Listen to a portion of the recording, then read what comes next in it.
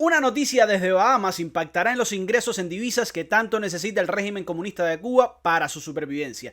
Y tanta es esa necesidad que la dolarización interna avanza a ritmo acelerado.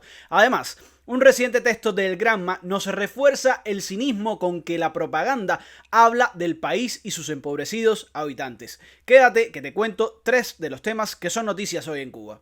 Queremos darle gracias al Toque por darle voz a esta iniciativa y posibilitar que muchas familias se vean beneficiadas. Tienes toda la información sobre cómo acceder a un seguro médico económico en la descripción de este video. Pero ojo, pues este tipo de ayudas se pueden acabar muy pronto. Y estar sin seguro médico en los Estados Unidos y enfermarse puede arruinarte la vida.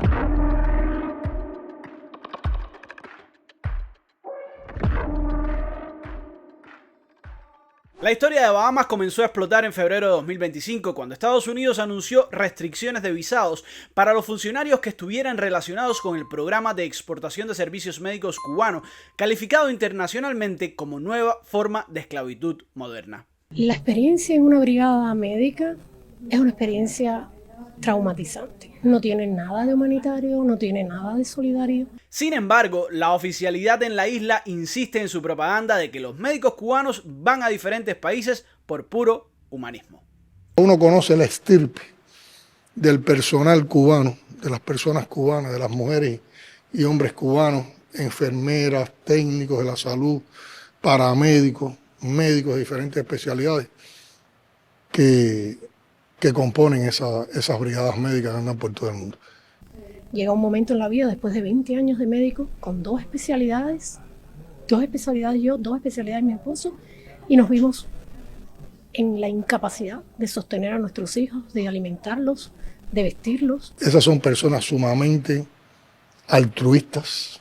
Para mí fue una motivación económica. Sé que para muchos otros la motivación es lograr salir de Cuba, porque siendo médico especialista estás regulado. Tú nunca vas a salir de Cuba por tus propios medios. Y muchos utilizan la misión como puente. Es el único momento en que vas a poder escapar. Está la solidaridad.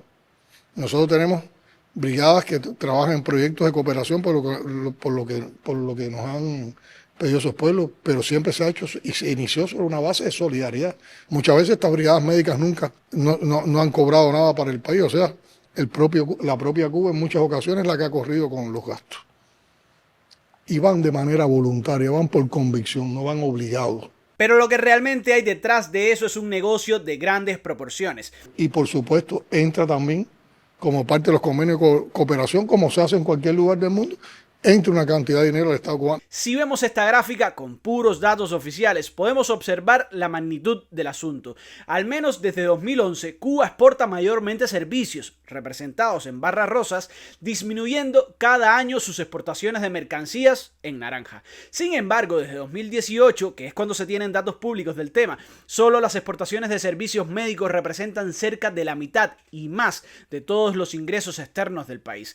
O sea, aquí no hay altruismo, hay médicos que brindan servicios en el extranjero en régimen de explotación, sometidos a estrictos controles de los aparatos de inteligencia cubanos y encima muy mal pagados, según confirmaciones de centenares de esos mismos médicos e investigaciones de decenas de medios y organizaciones independientes. Ante esta realidad, las presiones a los países que contratan médicos cubanos a través de agencias estatales de la isla han venido de todas partes, incluyendo al secretario de Estado de Estados Unidos, Marco Rubio, quien se reunió el 6 de mayo de 2025 con el primer ministro Bahames.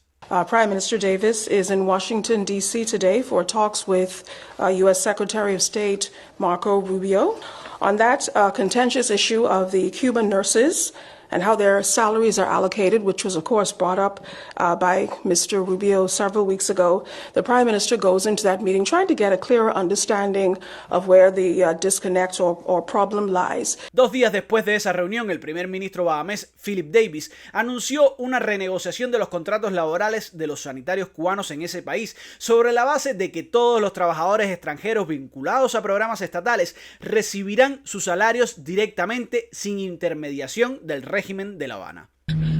We accept the principle that the doctors should be paid directly.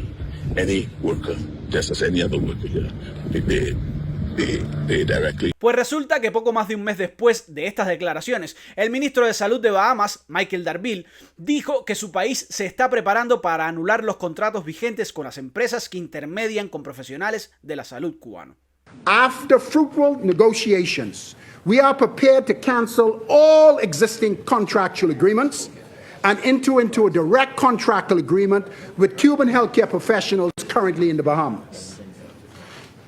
Those who agree to these terms will sign the new employment agreement by my ministry and remain in country for deployment across the Family Islands. Esta noticia caerá como un jarro de agua fría en el Palacio de la Revolución, sede del gobierno y el Partido Comunista de Cuba, que han apostado por más de una década a la explotación de profesionales cubanos para suplir la falta de competitividad de las exportaciones nacionales. Y no es que en Bahamas haya muchos médicos cubanos, porque según Darville, actualmente solo hay 35, la mayoría de ellos ingenieros biomédicos, técnicos de laboratorio y radiólogos. Pero este ejemplo de Bahamas pudiera ser seguido por otras naciones y eso le complicaría aún más la vida a los gobernantes cubanos que no ponen una medida económica que sirva para sacar al país de la crisis en la que ellos mismos nos han metido. Para que tengan una idea, según la organización independiente Archivo Cuba, se estima que el gobierno cubano cobra a Bahamas unos 15.7 millones de USD anuales por médicos y educadores, a los que se suman otros 17 millones de dólares extra en concepto de viajes, seguros, capacitación, etc., alcanzando los 32 millones de dólares al año. De acuerdo con el informe de Archivo Cuba, a los asesores médicos especialistas se les paga $12,000 al mes y a los ingenieros biomédicos $5,000, de los que el 92% va a parar al gobierno cubano. Entonces, ¿humanismo o negocio?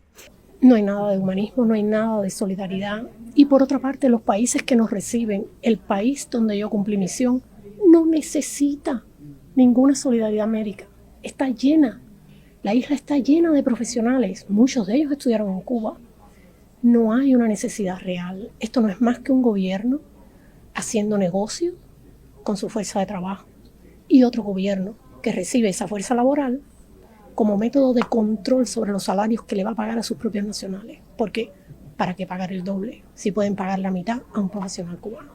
Y hablando del desespero por ingresos en divisas que tiene el régimen de La Habana, una nota de EFE revela que la principal inmobiliaria estatal cubana está exigiendo a sus inquilinos extranjeros pagar el arrendamiento a partir de julio en divisas. Según la agencia de prensa española, la inmobiliaria Cubija de la empresa Palco ha explicado a los inquilinos no cubanos, tanto empresas como particulares, que a partir del 1 de julio el precio mensual del inmueble arrendado será en dólares, al cambio oficial para personas jurídicas de $1 por 24 pesos cubanos.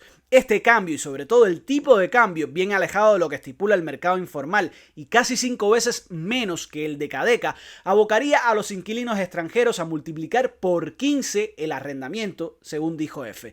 La inmobiliaria, que pertenece a los militares cubanos de Gaesa, dijo en las notificaciones que da este paso después de que el Ministerio de Economía y Planificación aprobase un esquema de financiamiento en divisas para el conglomerado de empresas Palco en la resolución número 20 de 2025 del 31 de marzo de este año. Recalcó así la agencia EFE. A falta de productividad y transformaciones del modelo que permitan salir realmente de la crisis, la dolarización en Cuba busca extraer divisas de donde sea. No importa si es de los cubanos en el extranjero o de las pocas empresas internacionales que radican en Cuba. El desespero es grande y eso justifica cualquier tarifazo a quien sea.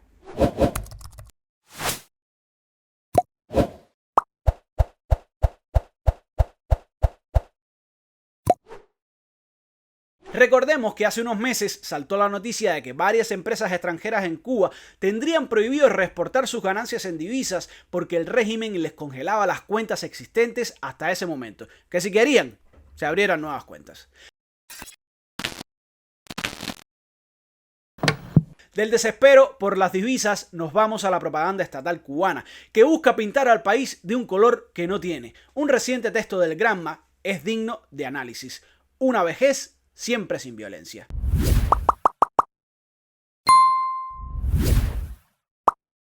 La historia con la que empieza el texto del propagandista villaclareño Freddy Pérez Cabrera es la de una anciana de 87 años que vive sola en Cascajal, con 2 hijos emigrados que no se comunican con ella, uno fallecido y otro aún en Cuba que, según cuenta Freddy, apenas se ocupa de su madre porque la economía no le alcanza para sostener a su familia. Este caso, más adelante en el texto, es calificado como violencia por negligencia y abandono. ¿Negligencia y abandono de quién? De sus hijos.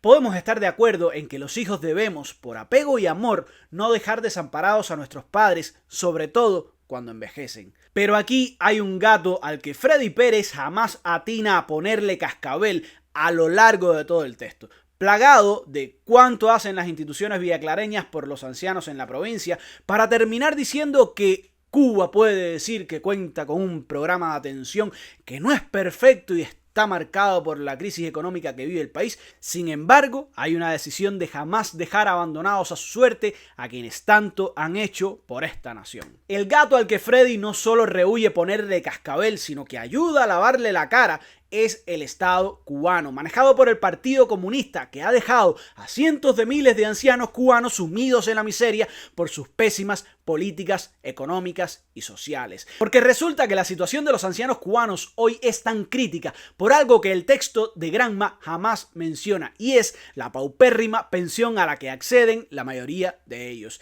Según datos oficiales de 2024, los 1.682.185 pensionados en Cuba reciben una pensión media de 1.999 pesos cubanos, lo que al cambio informal serían unos 5.3 USD. Pero la realidad es peor, porque la pensión mínima de 1.528 pesos, unos $4, es la que cobran cerca del 40% de los jubilados en el país, o sea, unas 672.000 personas a las que el Estado socialista del Partido Comunista de Cuba ha sumido en la miseria luego de trabajar por décadas, generalmente para el mismo Estado que hoy les abandona. Fundamentalmente esas responsabilidades sociales se han ido transfiriendo de manera explícita a las familias, como bien decían estos lineamientos, a todo aquel que tenga algún familiar que pueda asistirlo. Ahí el Estado no va a hacer nada, no va a operar, como en la práctica ha sucedido con muchas de las personas y de las familias que requieren asistencia social.